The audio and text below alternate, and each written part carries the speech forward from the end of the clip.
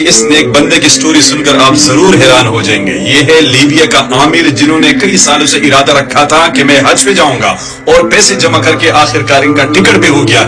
لیکن آگے ہوا کیا لازمی دیکھیے. 2 منٹ دیجیے ان کو. عامر جیسے ہی حج کے لیے ایئرپورٹ پہنچا تو پاسپورٹ میں مسئلے کی وجہ سے ان کو جہاز میں بٹھانے سے منع کر دیا اور تمام مسافروں کا نام لے لے کر سیٹوں پہ بٹھا دیے گئے اور جہاز نے حج کی طرف اڑان بھر لیے.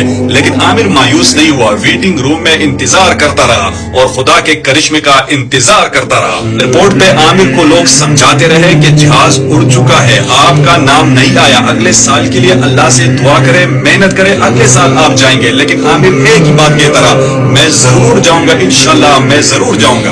ادھر رب کو کچھ اور منظور تھا. جیسے ہی طیارہ ہوا میں بلند ہوا اچانک اس میں فنی خرابی آ گئی اور کچھ ہی دیر بعد اسی ایئرپورٹ پہ لینڈ کر گیا. عامر کو جیسے ہی معلوم ہوا کہ جہاز لینڈ کر گیا اور ایئرپورٹ حکام نے ان کو بٹھانے کی اجازت طلب کی تو پائلٹ نے سیڑھیاں کھولنے سے انکار کر دیا. کچھ ہی دیر بعد فنی خرابی دور ہو کر جہاز ایک مرتبہ پھر فضا کی طرف بلند ہوا اور اس بار بھی عامر نہیں لے جا سکے.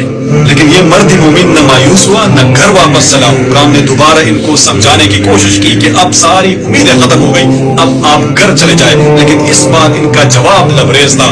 کہا کہ ان الطیارۃ لن تذهب بدونی وانها ستعود. یہ جہاز میرے بغیر نہیں جائے گا, یہ پھر لوٹے گا. اور حیرت انگیز طور پر وہی ہوا. آدھا گھنٹہ جہاز اڑانے کے بعد ایک اور فنی خرابی کی وجہ سے اس ایئرپورٹ پر دوبارہ لینڈ کر گیا اور اس بار پائلٹ نے اسپیشل اعلان کر دیا کہ جب تک عامر سوار نہیں ہوگا میں جہاز نہیں اڑاؤں گا.